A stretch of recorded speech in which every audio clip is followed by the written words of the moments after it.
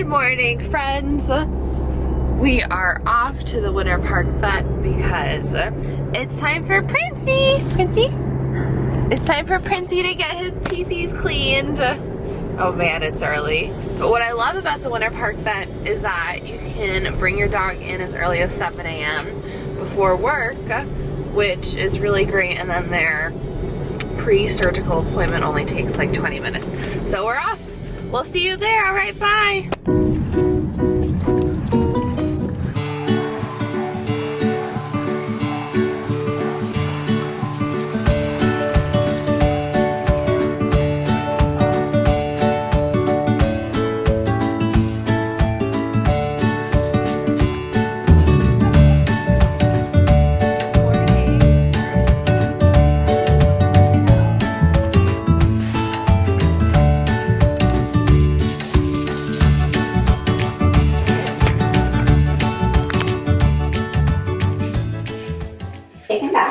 We're going to place an IV catheter. If he gets concerned about it when we go to do that, we'll give his pre-medications early because those help control pain. Trot out the same way that they trotted in. Love it. So, thank you. And we take pictures before and after, but we'll take video and pictures. Thank you so much.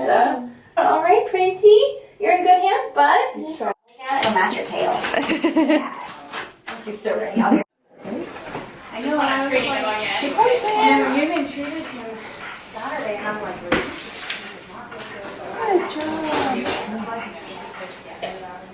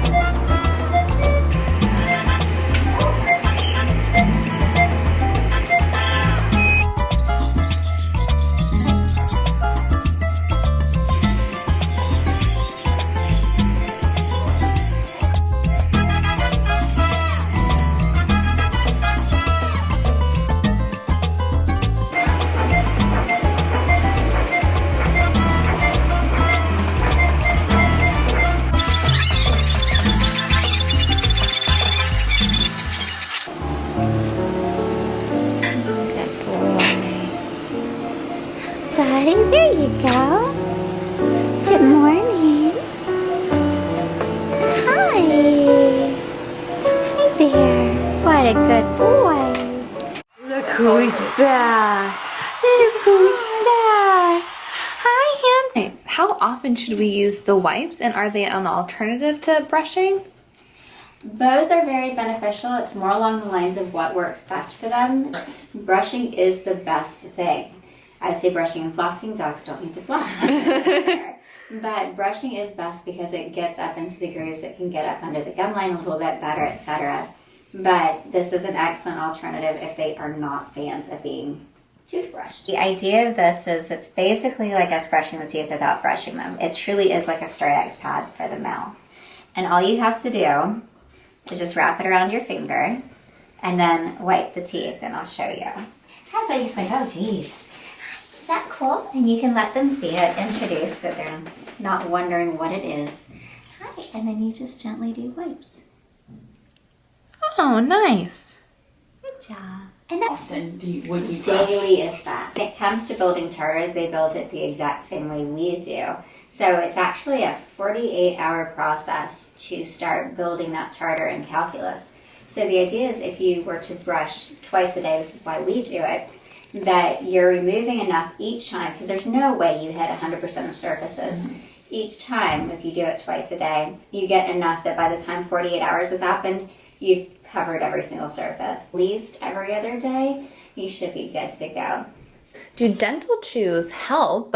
And if yes, how often should we give them to our dogs? I really do like CET chews, but when it comes to them chewing, it's the exact same story as it comes to brushing the teeth. So I don't mean that they need to get a new dental chew on a daily basis, but if they chew on a dental chew for at least 5 to 10 minutes each day, you're on the right path, because it really does help clean those back teeth. Doesn't do much for the fronts, but it really helps with the back. How often should we do full-on dental cleanings? That depends on the dog. So even though in human dental medicine, it is every 6 months that they say, every dog is different. So he's 4 years old. This was the first time that he got it. My sweet lady got it when she was 2 years old, and then not again until she was 8 or 9. So everybody is different, because then you have little guys that need dentals every 6 months, and it's just how their genetics work. So there is no right answer to that. Every dog is an individual. And what signs should we look for when it's time for a dental? Yes, so the signs that you look for, one, halitosis, so that's stinky breath. Dogs can have very pretty mouths and still have stinky breath, so that is only one of the signs, the many signs that you put together. Tartar buildup, the biggest evidence is redness of those gums, because that lets us know that it's affected the tissues underneath. It's starting to irritate those tissues, and that's when you really have to draw that line and say, time to do something about this. Are dental cleanings okay for senior dogs and for very, very small dogs? Oh, absolutely. I have done dentals on 16-year-old tiny dogs, 16-year-old cats, 13-year-old big dogs. It just depends on how the rest of their body is doing. For the non-anesthetic dentals, you can, depending on the pet, because not every pet wants somebody to work in their mouth, but depending on the pet, yes, you can crack some of that visible tartar off, etc., but you cannot do any work under the level of the gum line. And that's where true dental disease happens. So what you can't see is what's causing them trouble. And with that being said, when you can't see it, you can't really fix it, and you can't access it either with them awake. And it's not really comfortable when they get the radiographs either. And to do a full, proper oral examination and treatment of that, you need those radiographs, because it's what's going under the gum line that causes the trouble. And dental disease in dogs can be pretty horrendous, and you miss that. You can't fix it. And when you say, well, we cleaned the gum off, but there are some wiggly teeth, that wiggly tooth is severely diseased, and it's causing trouble not only in the mouth, but in their whole system, because that's contacting the blood.